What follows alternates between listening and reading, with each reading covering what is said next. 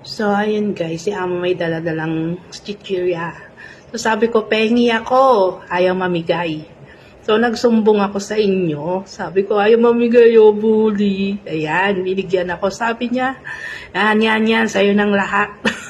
Diba? Kailangan may pag-ganon si Pretty She. Ayan, ang sarap ng kain niya, guys. Talagang ipinaubayan niya na sa akin yung chichirya. Ayan. Sinong mas bully, guys? Ako o yung amo ko? So, ayan guys, kain tayo ng chichirya. Ayan, katatapos ko lang mag-almusal niyan ng kape at Skyflex. Ayan, Popo is live. Ayan, Popo is live guys. Ayan, nanginginain ng chichirya. So, ayun na, umalis na yung amo ko. So, pinaubayan niya na talaga sa akin. Hindi na siya bumalik. Ay nako, di ko alam kung sinong bully sa aming dalawa. So yun guys.